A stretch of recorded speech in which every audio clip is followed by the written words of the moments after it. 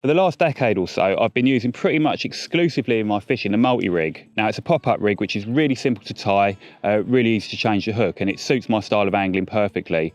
There are occasions, however, where I don't want to be using a pop-up. The fish just refuse it, and you want something a little bit more subtle. I wasn't really happy using a straight pointed hook. This year Nash released a hook called the claw long shank with a big point and a long swept shank, and for me that was the perfect hook to start experimenting with bottom baits.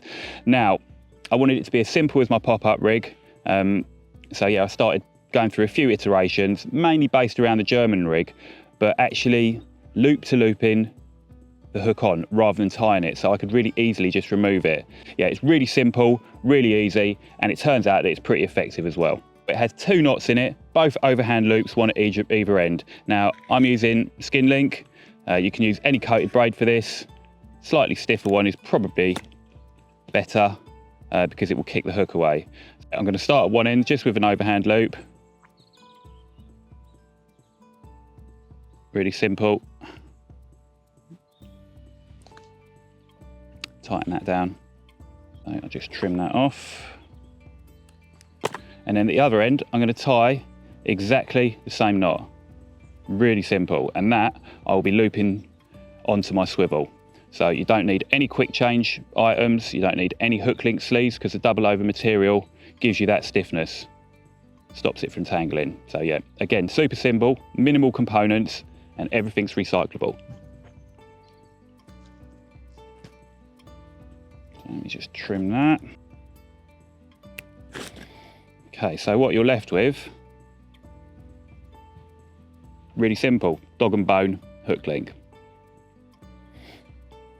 Now I'm going to use a stripping tool just to break the coating. On some hook links you can do that with your nails, but skin link's got a really tough outer coating. I can't break it with my nails, I have to use a stripping tool. That protects the inner braid. So there we go, and now that will give that some movement at that end. Attaching the hook, really simple. I'm using a size 4 claw long shank, and I'm just going to push the doubled over material through the eye. This is the fiddliest part, and that's it. And then I'm going to loop that over the top of the hook. And that is your hook attached. No tying on. And again, if I want to change the hook, I can really easily unloop it, take the loop off, and put a new hook on. So yeah, super simple. Now for mounting the bait, I'm using a bait screw, and I'm using one with a little swivel on it because that gives you a little bit of separation, which is something that I want when I'm fishing a bottom bait. That's really simply looped over the point of the hook. Again, that's a component you can recycle. When you change the hook, you can use the same swivel over again. And I'm going to take a 3mm bore bead. Again, any hook bead will do. I use these 3mm bore beads for my multi and for this. And then I just pass that over the point of the hook and push it round the bend, and that will trap the swivel on the shank of the hook, like so. Also gives it some movement, so there's a blowback element to it.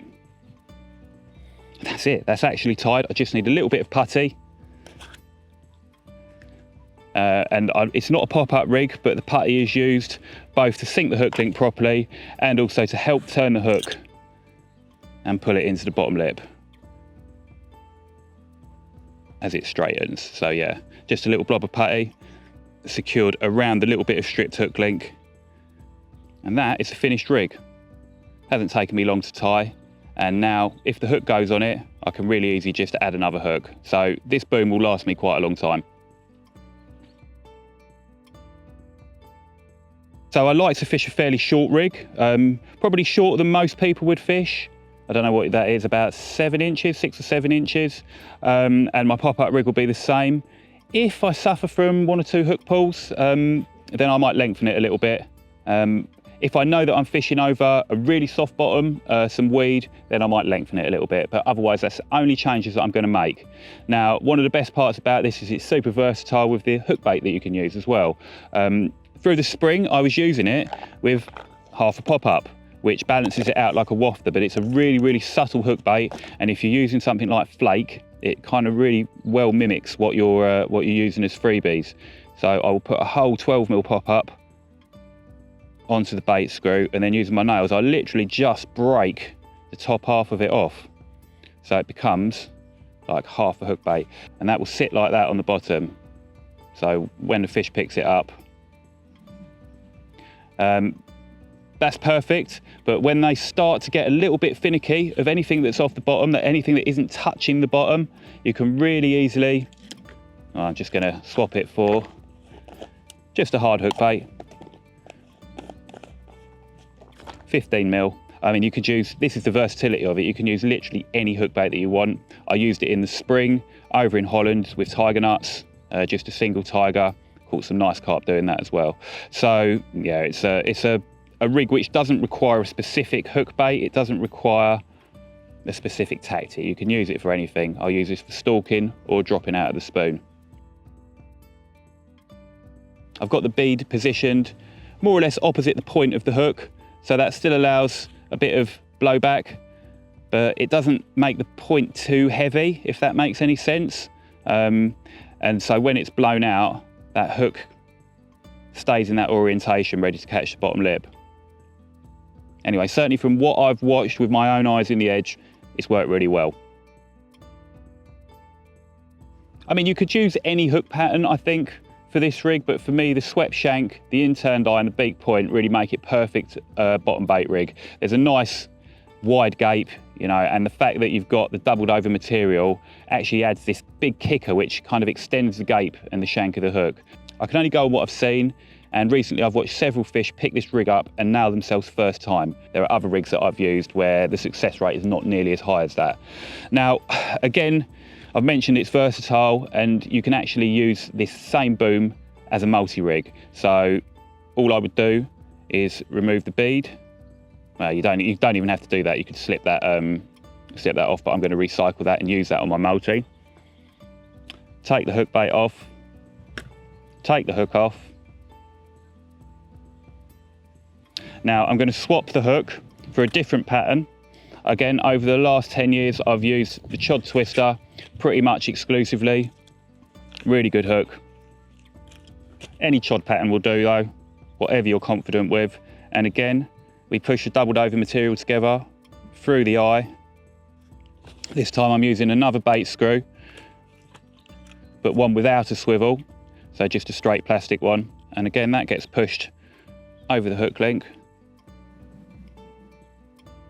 I'm going to put a bead on the hook, the same one that I've just taken off the other rig, and push that past the bend, and then I'm just going to loop that over, and that's the rig tied.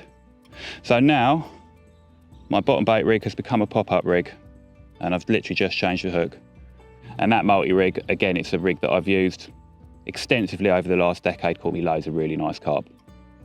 So there you go, the same boom has been used to create a multi-rig. So the multi-rig I tend to use as a single, either casting or drop from the spoon. You can drop it with a PVA bag because obviously it's not hitting the water, but if I was casting it, I wouldn't use a PVA bag because that will pull the loop tight, the force of it hitting the water. So yeah, that's not what I want. If I'm using a PVA bag, I will use the claw iteration. So there you have it, one boom and two different rigs. Simple, versatile, and for my fishing, that's what I want, that's what I need. I don't want to overcomplicate things. I don't want loads of components. I don't want stuff that I have to throw away. You know, in my life, I'm quite an avid recycler. So I want to recycle as many components as possible and not waste stuff. That's quite important. It's not cheap fishing gear. It's not cheap hook link. You know, I should be trying to sell you spools and spools of it, but honestly, like when it's good like this and you can reuse it, why would you throw it away? It makes no sense to me.